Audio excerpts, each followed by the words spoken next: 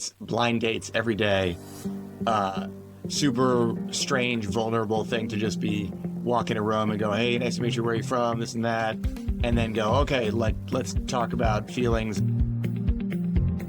Welcome to the Creative Current Podcast, a show where I talk with Grammy-nominated musicians, Michelin star chefs, and other creatives. Not the 5-step playbook to success, but honest, personal conversations about what it actually feels like to live a creative life. I'm David Rust, and creativity has shown up for me in the early days of building Lyft, in playing salsa music in Cuba, and in running a hospitality business on farms. Through all of it, creating has taught me some of the most interesting things about myself. So let's go meet some incredible creators and hear what they've discovered about themselves along the way. Today I'm talking to Sean Douglas. He is one of the most prolific songwriters of the last 15 years. He's wrote with Demi Lovato, Heart Attack, if you know that song, Jason Derulo, Talk Dirty, Madonna, David Guetta. The list goes on. His songs collectively have over 4 billion streams on Spotify. And this conversation was fascinating because he does not describe himself as one of the best musicians in the world. He knows how to play piano. He's a singer himself, but that's not what he says is what allows him to be so prolific and create so many hits. It's something else, and we dive into that today. So let's explore. When I think about your work, I think prolific, right? I mean, just the sheer volume of work that you've done and songs you've put out is impressive. And there's this aspect of, I imagine you show up in a studio with an artist and it's like, you've got to deliver. Like there's a sense of you're there to do a job. And that's sort of a unique avenue to approach creativity from when you're like, I got a day, or I don't know how much time you have, but you got to just go in the room, sometimes with somebody you've never spent time with, and make something very often. Great. Yeah. And so how do you do that? I mean, you show up in a room, like how do you get your creative inspiration to flow? It's one of the weirdest parts of the kind of music career that I have. And it's, it went from, being in a band for many years with our good mutual friend, Austin, and doing that sort of hyper intimate thing because you're in this little gang with people, as most bands are, you're kind of like in the trenches and there's something really wonderful about that. And you're just in your own little world that you've created, and you're like trying to we worked so hard to make this thing happen. And then I got out of that, or there's a sort of big life transition, some personal things that happened that sort of opened this door to the songwriting for other people. And you start doing these, all of a sudden it's the inverse of that. It's blind dates every day, super strange, vulnerable thing to just be walk in a room and go, hey, nice to meet you, where are you from, this and that, and then go, okay, let's talk about feelings and do this thing that like I'm feel insecure about this idea that it might suck and you're going to think that it sucks. and then you're going to have an opinion about me, and then we're going to be stuck in a room for 6 hours today. And I honestly, volume, like when you talk about the volume of stuff that I've done, you sort of zoom out after a while, and it is a lot. The only way that I knew how to do that was to do it in volume, do it over and over and over and over again until the process, until you wear down that sort of self-conscious part of you, which is still not all the way worn down. I wish it were more of a nub than it is. And you just do that over and over again until it's just like, what's up? What's going on? Can we make a song? And then you just start. And now it is weird. You start with people who you've never met, and, especially with some of the time the artist is in the room and some of the time you're just writing with other writers. And there's always a shorthand with people who are just professional writers and producers. And which is not to say that artists don't often share some of that shorthand, but you have to tread a little bit more delicately because you're doing something that's for them, and they have preconceived ideas about what they want to do or who they are or how they want to present themselves. And you've got to be in line with that to some degree and then try and enhance that. And there is I'm jumping from sort of topics to topic, but there's a certain sort of like mercenary side to you after doing a million songs that you kind of go like, oh, we should probably just jump in and fix this part because And then you have to realize, no, this person like has been sitting with this kernel of a thing that maybe they brought in really, means something to them. And you have to sort of be delicate about it and put on the sort of therapist hat. Yeah. Yeah. Well, and Anyway, and it can be so personal, right? Because I mean, who knows? The lyrics that might be in that song, where that song comes from, can be a really deeply personal thing. yeah. And so I can imagine that it can have that therapy quality. So when you first enter a room now with somebody, knowing what you know and you've had so many reps, how do you approach getting to know like what's in the song and how it matters to them in a way that they feel comfortable sharing that with you? I try to. I don't know. I think I wish had like a dialed in sort of approach to it, but I think the truth is everybody's different, and you have to walk in.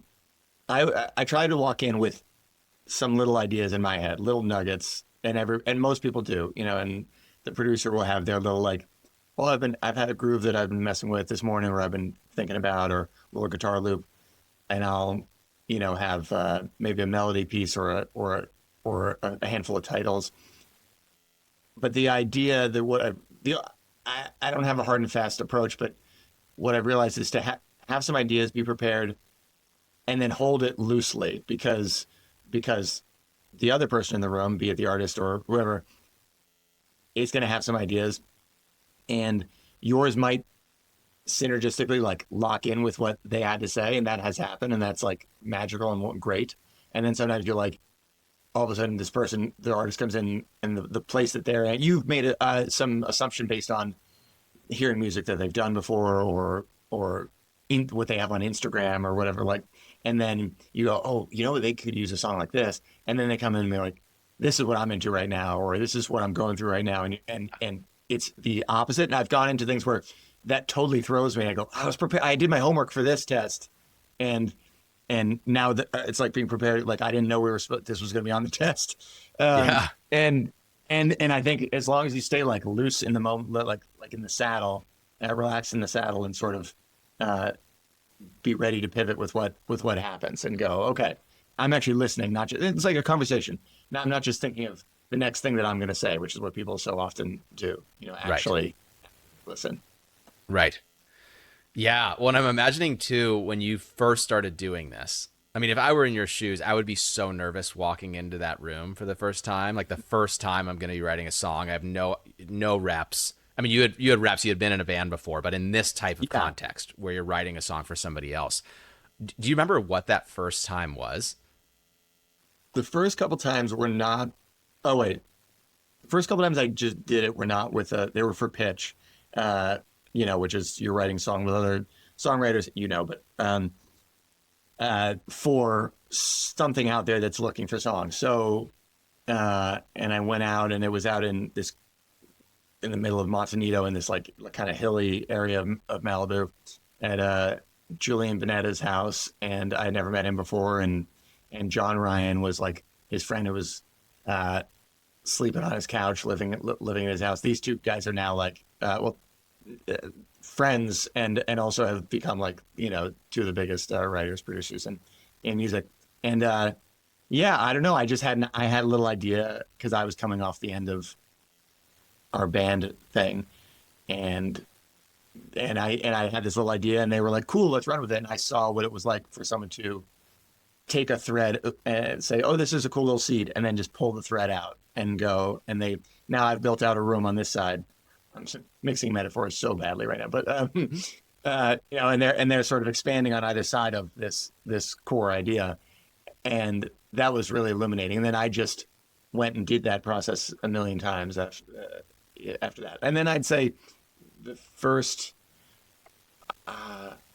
then I had some artist things, and I wrote with an artist named Katie Groves, and I had my first single with her, and had gone in with a little idea, and then the type of things that she was saying in the session, I felt like, oh my God, they actually do line up with a couple of the things that I have been knocking around, and I was able to, sort of present it in a way. And she was like, oh my God, that's great. That goes with what I was just saying, and it was off to the races. And that was the first little lesson about about that side of the process. Yeah. When you mentioned that there's oftentimes like a seed of a song, one of the things that I love thinking about is a perspective on the creative process is like, what if any idea, whether it's a song or anything else, is a seed that sort of already knows what it wants to be, right? Because if you water like the seed of a plant, it doesn't need to be told how to become a plant. It knows that. Yeah, It just needs the water and the right conditions and nutrients and sun and all of that. And there's yeah, something I'm hearing about. You bring in some seeds, the artist you're in there with brings in some seeds. None of you really know where it's going to go, but sometimes like something happens. yeah. And does it, I'm curious if it feels like that. Does it feel like something, all of a sudden the song sort of just comes to life and expresses itself? Does it feel like, how much are you shaping it versus sort of allowing it? Yeah, both can be true, and there are those things that you've heard. Sure, you've had many people on the podcast tell you those things where you go, okay, so usually there's like you spill your little ideas out on the table. I kind of go, was thinking about this, and somebody else says, I was thinking about this, I was thinking about this, and one of those things usually gets just a little reaction in the room, and it's not necessarily like goosebumps. Uh, Sometimes it is, but it gets a little reaction, and then you go, okay, and then you try and like, just like I was saying, hold it loosely a little bit, like, okay, don't pounce on it, because sometimes it'll, run away, uh, or you don't want to like force it into the fastest version of itself, but you're like, oh, that's something. We all recognize that as being something, and let's see what it can be, and kind of you sort of play with it and mold it, and sometimes things do just you do feel the difference. Like yesterday, I was in a session, cool, started something that's kind of cool. Everybody's kind of been around the block a few times and has done a lot of sessions. You go, that's good. It's all competent. Sounds like a song, and then yeah, that's good. And then kind of run. Should we try something else? And it's like, yeah, let's try. Let's move on to something else because it wasn't giving us that thing. And by the third or fourth thing, then we go, oh wait, the difference. Sometimes you're doing it and you go, I think this is how songs go, right? Like this is what this is supposed to be. It's like I'm not freaking out, but it sounds good. So let's keep going, and then you feel the idea that comes after that is a real thing, and you go, oh right, that's the difference. It's like you see, Well, yeah, you see someone yeah, react to us. As people go, oh, that's really good, and then you hear that you see them react to a song that they really really like, and you go, oh, I see, that's the difference. yeah. Yeah, It's funny because when I'm coaching people on things around their own creativity and their and things they want to bring into the world, a question that people will oftentimes explore is like, what is that feeling of when you just know something is right? Like when yeah, the song you're writing or the piece, the poem that you're writing or the business you're making, when it feels right. And what's funny is when it happens, you do know it. It's just like yeah, sometimes our mind tries to convince us that we're experiencing that thing when we're not. Because there's tons of times where it's kind of that middle ground of like, meh, I kind of like this. It's like a 50% lukewarm, and our mind tries to tell us this is the thing, this is right. And then you get the real hit, is what I'm hearing. And it's like, oh, yeah, that's the thing. 100%. And it does feel like it comes from the air sometimes, and that's or from another consciousness or whatever people, a million metaphors for a thing. But you do some sort of feel like, how did that happen? And I believe that it clearly comes from people or comes through people, but there are those things where you just say, well, something just happened that is uh, there's a sort of another layer of something happening here that is you understand why people get spiritual about it. Yeah. Yeah, Yeah. yeah. Well, and And that I said, was, I think go for there it. are also times where I'm very proud of the like very workmanlike approach to it too. Sometimes you are just a sculptor and or you've got to make a thing, and there are times when it's not like, oh my god, you just said that and I said this, and then we're jumping up and down. People like to tell these stories of like the best ones come quickly, and Paul McCartney wrote yesterday, and the 8 minutes or whatever it was, and those things happen. But but I also take pride in the craft of it. That you go, sometimes you just go to work and you make something and you go, oh no, this is good, or we can make this better by being analytical about this portion here. You know, like the Swedish songwriters are kind of like known for that, painting with a broad brush, but that they get really hyper analytical. Oh, we've moved this note up here. You know, it's not just a vibe where everybody's waiting for the spirit to come in the room. And I think that is really commendable too. Yeah. Well, what I'm hearing is that just doing it over and over again and holding it loosely, meaning sometimes inspiration will strike like that, and sometimes it's going to feel more like workmanship, and that is also beautiful. Yeah. Yeah. Yeah. Exactly. Exactly. That's neat. Yeah. You know, I read somewhere that it sounds like I think your parents took a pretty hands-off approach with you. Like it doesn't sound like they forced you to be a certain type of musician or a certain type of artist, and they gave you a lot of freedom in that. Yeah. And you know, people have very different backgrounds and experiences around that, of parents who are very much so like, you know, I'm going to put a lot of pressure on you and I'm going to force you to be something, and ones who don't. Yeah. And it sounds like for you, from what I read you saying online, was that it felt like it helped you in some way. And I'm curious how so.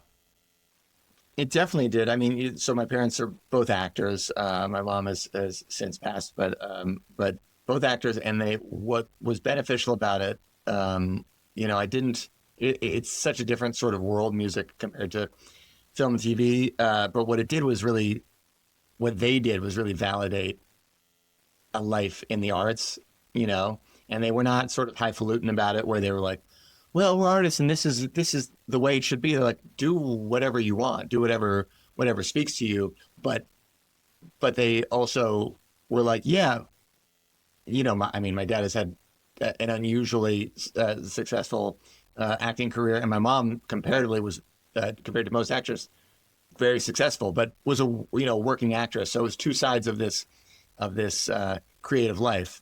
One that was sort of like, you know, you got ups, you got downs. Well, both of them have ups and downs, but you know, one was a little bit more like work a day, and they had actor friends and writer friends, and it was, you said, okay, so this is a real life. You know, you can treat it like a job, and that you hear so many interviews, or I do, with people who go, I didn't even know that was a thing that you could do.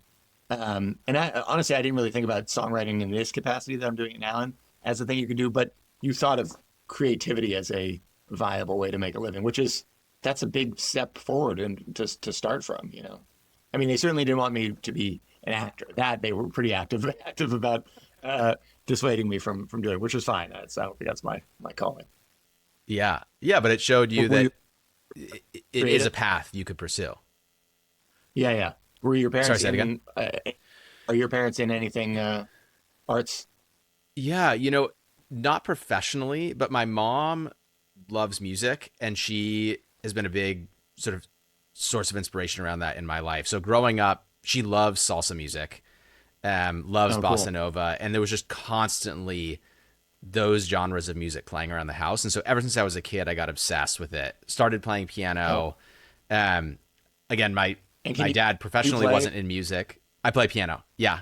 But can you play piano? Can you play like salsa and like Latin stuff like that? Oh yeah. Yeah. No, I love it. And I became obsessed with it. And I started to buy all these books of learning salsa piano kind of music. And then my mom took this amazing step, which was at age 13, she booked a trip for us to Cuba, like a music exchange trip. And I went and I studied in the School of Music in Havana, which, you know, Cuba is so special musically for a bunch of reasons, but because of the embargo, like a lot of the talent can't leave. So you have this small island packed with so much musical talent that can't really go anywhere. And so it was just amazing. So my parents, you know, my dad plays piano. His dad was a sort of orchestra, you know, conductor. And so there's a lot of musicality in my family, but I also didn't feel pressured. It was more of, like, hey, music can be really special and it can be a really beautiful vehicle in your life, and you should, you know, stick with it enough to make sure that you either like it or don't like it.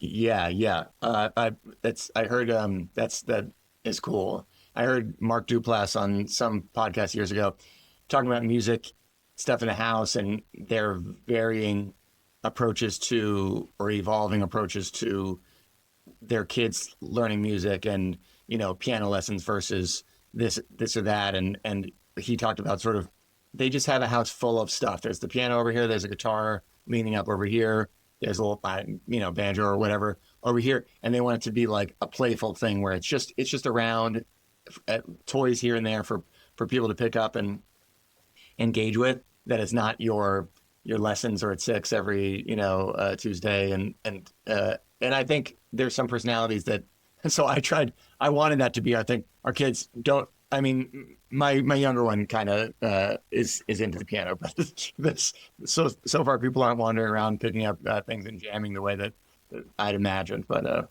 I like the idea. Yeah. And do you find that you're able to hold that loosely, or do you find that you sort of want your kids to be involved in music in some way?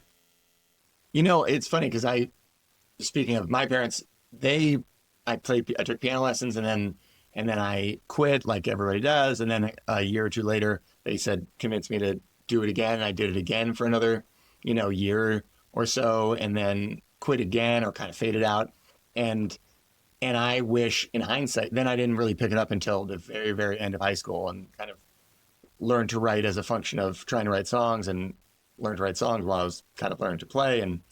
And I'm a fine player now. My theory is pretty good, and I know my way around. My things that I'm comfortable with, I'm comfortable. But, there's, you could probably way outplay me. And there's so many, especially you travel around the music industry corners, and you're like, oh my God, there's so many talented people. I wish that someone had pushed me more in the non-Duplass sense, had pushed me more traditionally.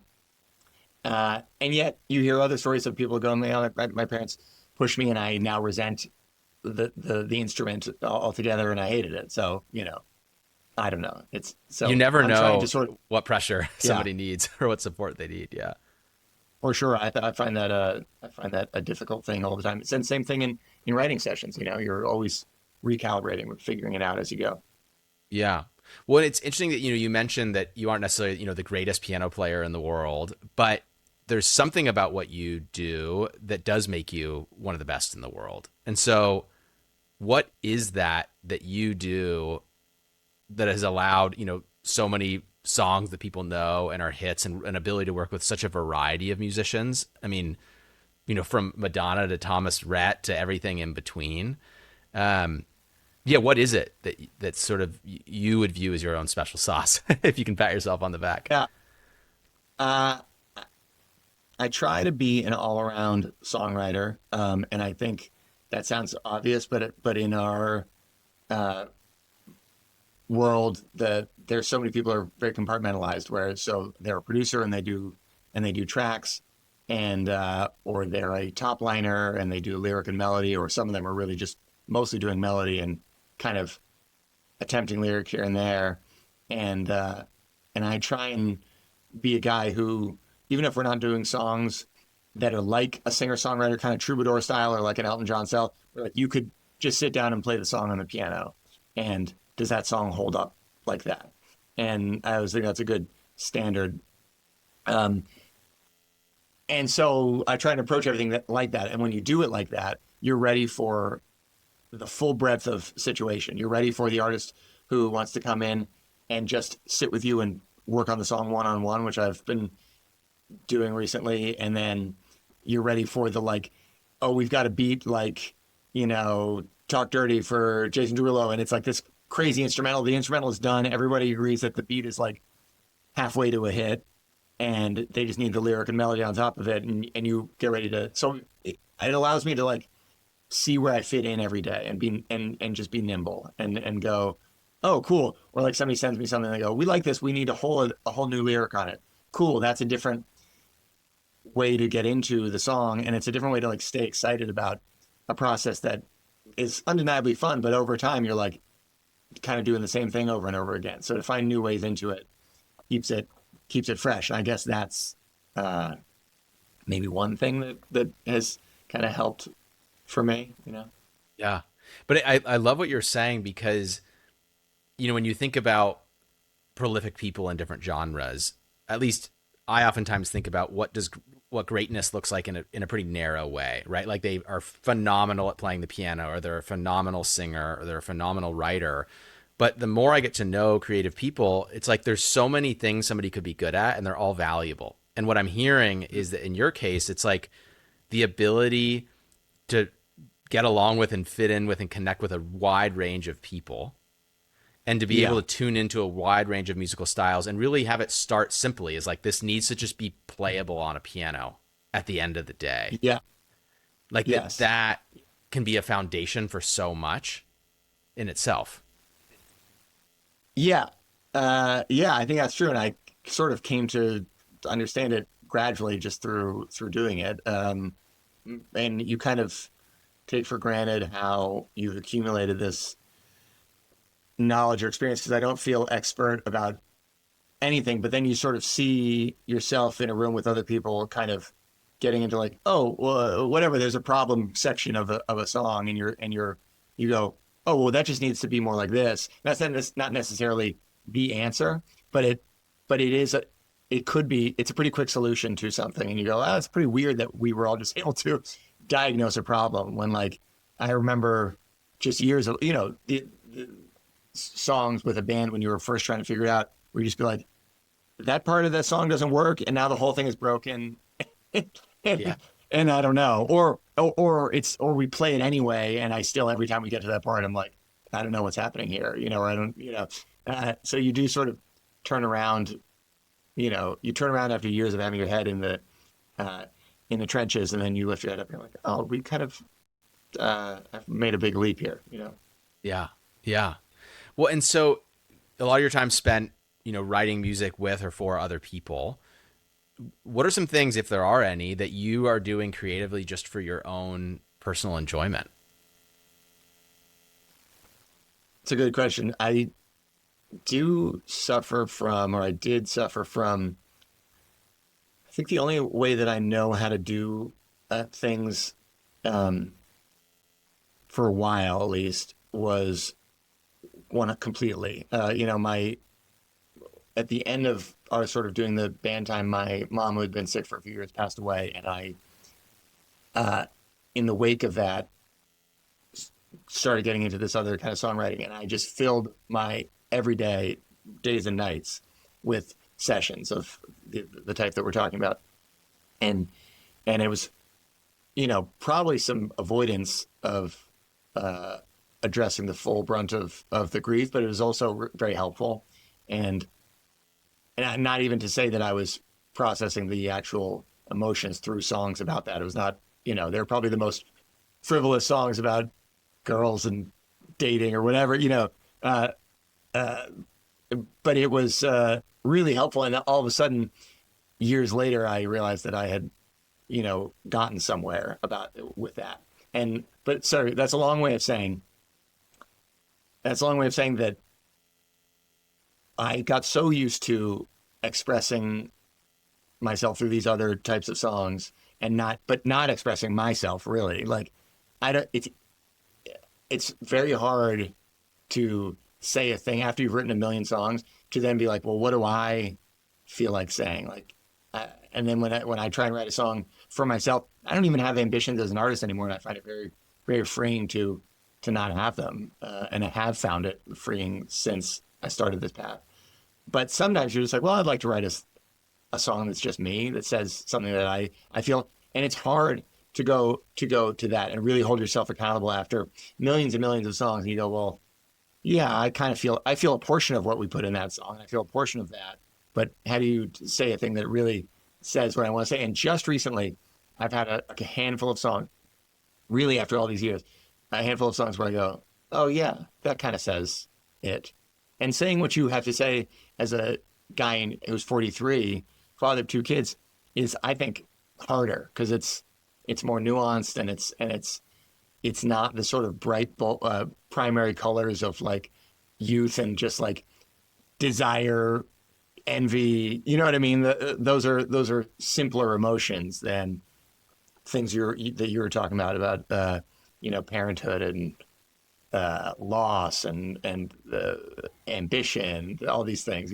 Anyway, it's And it's been Yeah. an interesting little chapter I've been experiencing recently.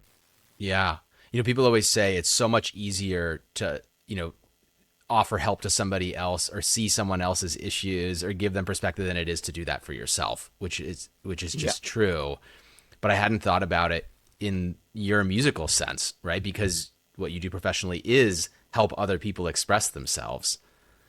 Yeah. But then does that make it any easier to do it for yourself? Have you ever had, I mean, you probably have many friends who are songwriters, treat you as the artist and you bring a seed of an idea to them and they help you bring it out?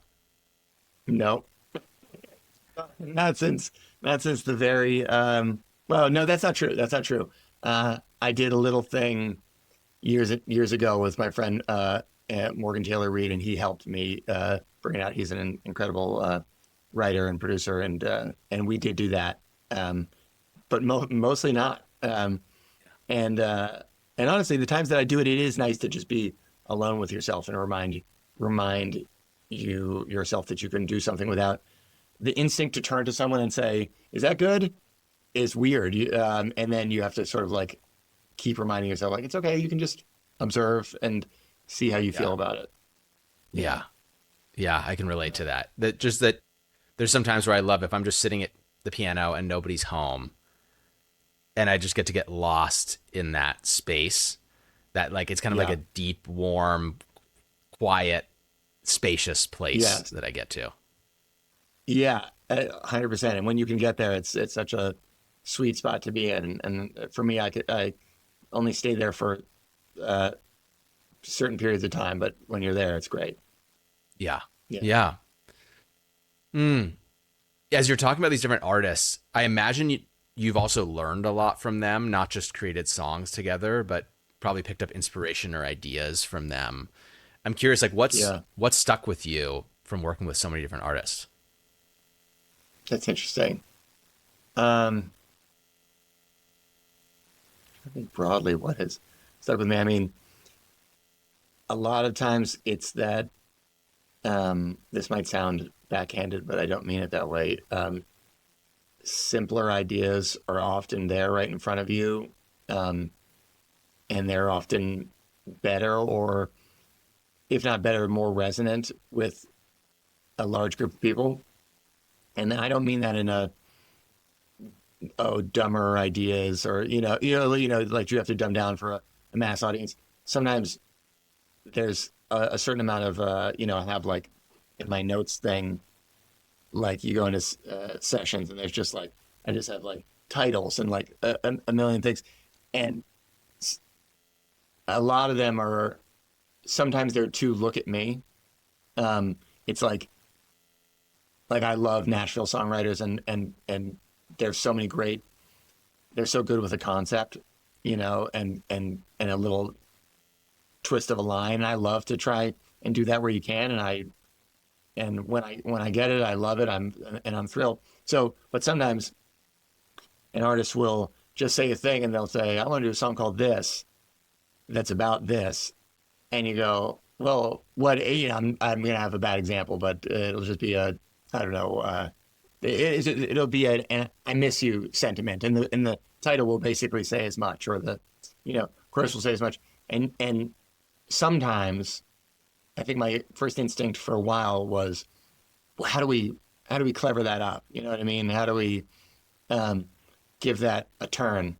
Uh, and sometimes that is you can do that, and you can do it in a way that is meaningful and emotional. And then sometimes you just step back and go, no, that's nice. That's what the song is. Um, I can't make you love me if you don't. It's revered by every songwriter, and it's it's pretty plain spoken. Yeah. Yeah. Like the beauty that can be So there and just like simplicity. Yeah. yeah, yeah. Anyway, so I Yeah. guess that is sort of one of the main things that I figured out. Yeah. Are there artists that you feel like do that really well? Where you're like, oh my God, there's just such a simplicity to it or directness to it. Good question. Who does that really well? I mean, Tom Petty songs are pretty like pretty straightforward and still poetic and great, but in there sort of just there's no it's not flowery, and there'll still be cool turns of phrase but it's just, it won't back down. It's like, it's great.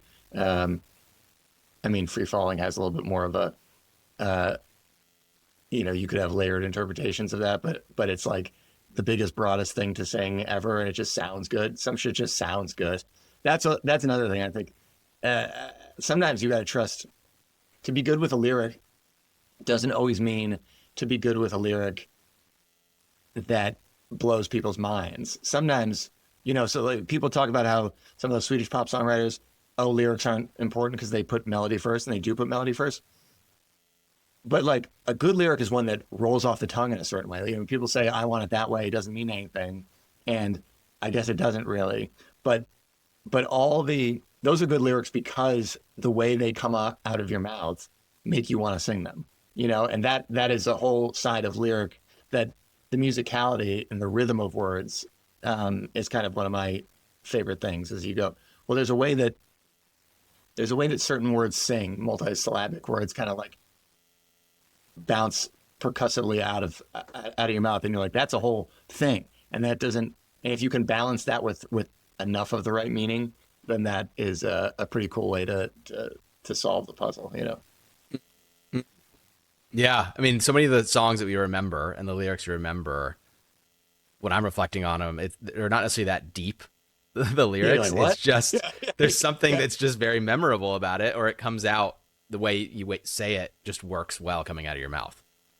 Yeah, completely. And then those will drive you crazy sometimes too.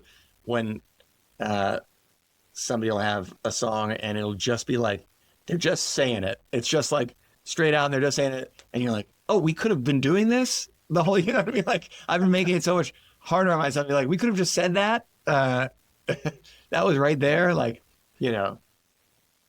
Sam Smith. It's like, oh, right. Yeah. Gosh, I can imagine, recording with so many different artists, making so many different songs, that it does constantly act as this mirror to you, right? I mean, we talked about this at the beginning, but where you come out of a recording session, you're like, oh my God, so simplicity can be beautiful, Yeah. right? Or, you come out with another recording session and it could be some other takeaway. Yeah. I mean, simplicity is so beautiful when it's done well, and it's so it can be very elusive, and then you get the right simplicity. There is a sort of like, Yeah. you're like, is this, I find myself often saying like, is this the right kind of dumb? Like, is it the right, like, oh, you just get the direct feeling straight into the veins when you hear it, without it being too cerebral, or is it some, because some things are just dumb, and everyone is like hoping that it's the right kind of, but really like, no, some shit is just dumb, and like, people don't want to hear that. Yeah. But there's another version of it that is just direct. Yeah. Well, just Yeah. as we're gonna wrap up here, just a few. I'm curious to hear what's really creatively inspiring you these days. Like, what's pulling at you, and what is an area where you potentially feel a little stuck or blocked? It's interesting. When I'm stuck, I try to read more, and I've been getting to read more this summer. Things have been like slightly lighter, and so I find that the more sort of words I ingest, um, the more I feel creative on the other side after sort of digesting that, um, which is maybe a sort of pretentious way to answer that, but it does feel true. It's nice to listen. I was freaking myself out a little bit recently because I realized that you'd get out of sessions, you do music. I don't know how you feel after you're done with the day's work. What do you want to consume, culture wise? And I was listening to podcasts and audiobooks like exclusively, which I loved, but I would never put on music in the car after the session. And then I was starting to freak myself out that I was like, dude, you can't keep doing this as a career if you're not still in love with the thing, that you're making, or the type of art that you're making. And and mostly I think that's fine because you're doing the thing. You hear lots of comedy people talk about like they don't go and see comedy. They're not even aware of other people's specials, which always seems crazy to me as a big stand-up fan, but I guess you get it. And um, recently I spent a few drives home listening to like old albums and new albums all the way through, which I hadn't done in a while, and loving it and not feeling like I was doing, homework and just and it was really nice. That new Steve Lacy album is really good. I don't know if you've listened to it, but it's I haven't. awesome. It's great. And listening to a lot of Elliott Smith, and I listened back to Pinkerton by Weezer the other day, which is like I had forgotten sort of how perfect that is. Um, and uh, so that's really nice. And then a way that I'm blocked. I mean, I was feeling a little bit blocked as far as that, as far as my, consumption of music. Um, and I'm doing, not to branch out too much, but I've been screenwriting a little bit, and wrote this short film, and I have this other feature that is in development with some people, and I've been trying to diversify the type of writing that I do, and I really enjoy it. But I'm at that sort of beginning stage of that, and I feel this sort of like I'm old hat at a certain type of songwriting, and then this I'm totally new at, which is exciting. But am I'm remembering what I needed to do to make real headway on songwriting, and I'm in a completely different stage of life with kids and camp drop-offs and dog and wife, and I'm like, what's the version of me that throws myself into this enough to maybe not master it, but become professional at it. And it's hard to figure out like, okay, well now how do I fit that into this stage of life? And I'm trying to find that balance. I don't know. Do you Yeah. like that? Yeah, it's so funny. I'm glad you named this because this question has been in the back of my head that I was like, oh, you know what? If we have time today, I'd love to ask this to Sean because I similarly find that, having a 1.5-year-old at home, time Yeah. it's not just That, time is less, but that's time like, consuming. Yeah. yeah, it's very time consuming. And even when it's not, like if she's at daycare, there's just this clock ticking down in my head of like, I have this many hours, I have to get these things done. And that's such a different space to be in versus like, if I get inspired by an idea and I want to work on it until 1 a.m., Yeah. then that's fine. And Yeah. so, I was going to ask you that question of like, wow, to me, when I'm hearing that you're writing a lot of songs, you're also doing screenwriting, you're doing these various mediums that seems to me like you're finding a way of navigating through that. I definitely am in a place right now where I think there's an expectation of what my creative output should be because I'm benchmarking it against what it was before having a kid. And it's like, I'm just not there. Yeah. And there's some like sense of loss around that. Yeah. Totally. I relate to that a lot. And you can't, the circumstance is what it is, and I have to trust it. Yeah, it's hard. It's hard to take, I think, with all artistic things, to sort of trust that, like what we were talking about before about the serendipity of the idea and the sort of nether region that it, or the, other place that it feels like it comes from sometimes with the, like, you're showing up to work. You know what I mean? The people writers who say there's writers, I forget who the quote is attributed to, is like, writer's block is not a real thing. I don't know if that's Aaron Sorkin, but somebody, writer's block isn't a real thing. There's difficulty writing, and then you go and write. You can write badly that day. Um, uh, and, but you still do it. And then once you get through, sometimes it's the, those, those weird, Instagram videos that I feel like I was getting served for a while where of like piping cleared out by, like they pump like Yes. under pressure. Like, why is this the algorithm thing that I want this? But some people are writing great shit out of the gate just based on instinct and whatever. I am not that person. Like, I needed to get a whole bunch of stuff that wasn't great out to get to the good stuff. And then there might be some more logs and sticks behind that, and then you get to a clearing of, pure water. And I think to always remember that, like, keep going forward. Like, I'm jumping my analogies and metaphors, but I try and think of it as like a practice. Like, people talk, like, I don't do a lot of yoga, but I was in a yoga thing once, and they said there's no perfect session of yoga where you just, like, you nailed it, you got tens from all the judges. It's a practice. You return to it, and then you go home, and then you return to it, and it's just what it is. And trying to balance that with, like, making a real effort to perfect what you're doing as well as you can, while also just saying, I'm showing up, I'm doing the work here, and I hope that what I leave with is worthy, and it's to try and find the balance of those is fun and hard. And I find that such a freeing perspective, though, because it releases the pressure on, like, the next thing that needs to come through the pipe better be it, and especially in parenthood, when I'm like, I only have a few hours, so whatever comes out, like, better be the thing, versus, like, I show up and I do the work. I was just, speaking of reading, I was just reading, this is an older book. Brenda Euland wrote this book called How to Write, and talk about like very on the nose titles or lyrics. It's literally called How to Write.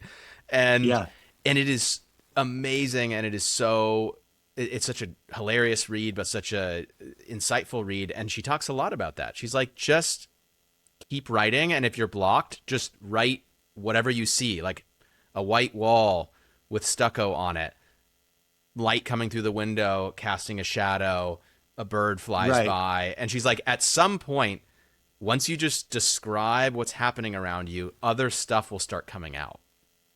Yeah, totally. Yeah. And I mean, with all discomfort in life, now I'm getting heady, but, like, all the sort of being able to, in that Buddhist way, like, just observe it, and be like, oh, okay, this kind of sucks, or this doesn't feel great, or this isn't,